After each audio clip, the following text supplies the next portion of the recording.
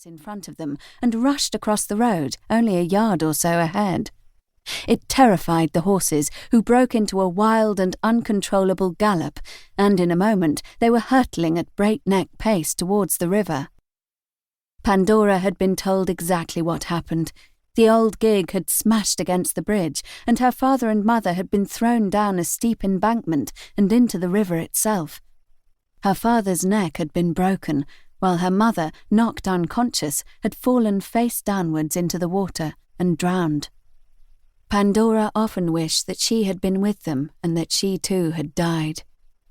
When her uncle, the bishop, had with obvious reluctance and a great deal of hypocritical magnanimity taken her to live with him and his wife in the palace, she had thought it would be impossible ever to laugh again. Certainly there was nothing to laugh about in the company of her uncle and aunt. They were not physically cruel to her, but they obviously resented her presence, and everything she did was wrong in their eyes.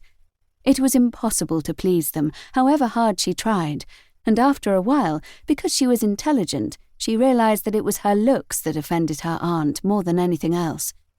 She was very like her mother, and her heart-shaped face and large pansy-coloured eyes were such a contrast to her aunt's overblown figure and lined face that she could in fact understand why the older woman resented her.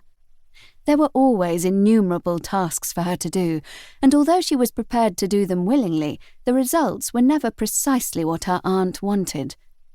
Now she was quite sure that there would be something wrong with the cushion. She would have sewn it too tight or too loosely, or it would not have been pressed to her aunt's satisfaction, and there was every likelihood of her having to do it all over again. Then, with a sigh of relief, she realized that her uncle and aunt were leaving at noon for London. They had been invited to the garden party to be given by the Bishop of London at Lambeth Palace.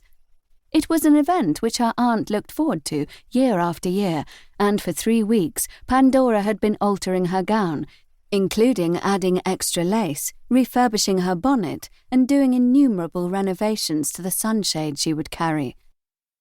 Whatever Aunt Sophie wore, with her stout figure she would look ungainly, and that was undoubtedly one of the reasons why at breakfast she looked with distinct animosity at Pandora's slender figure, which could not be disguised by the plain, almost Puritan-like gown she was wearing.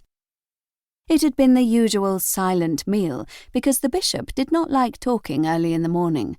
Instead, he read the Times, propped up in front of him on a silver holder that was polished assiduously by the butler. 2 footmen handed round a large amount of food in silver dishes, from which Augustus Stratton and his wife reinforced themselves for the journey which lay ahead. Pandora ate very little, and was relieved when her aunt gave her 3 lists on closely written sheets of paper. "These are the things you are to do while I am away, Pandora," she said in her hard voice. "There is no need to be slack and indolent because your uncle and I are not here. You will tick off each thing as you do it, and I shall expect every item to be completed before I return on Friday." "I will do my best, Aunt Sophie." "Then let us hope that your best is better than it usually is," her aunt said scathingly. Pandora took the lists, rose from the table, curtsied, and left the room.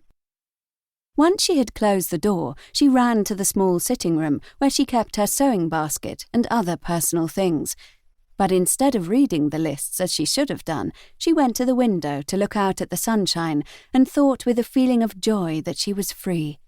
Free for 3 days from fault-finding and grumbling, of veiled innuendos about her father and mother, and of undisguised criticisms of herself and her appearance. "What shall I do? How shall I spend the time?" she asked, and knew the answer. As soon as her uncle and aunt had left, she would ride over to Chart and talk to the villagers there who had loved her father and mother. She would not go to the vicarage, for she could not bear to see other people living in what she still thought of as her home.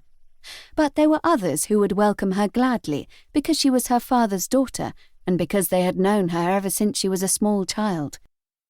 She put the cushion back onto the chair on which it belonged and thought again how ugly it was. As she did so, the door by the fireplace in the corner of the room gave a little click, and she realized it had blown open because someone had entered her uncle's study.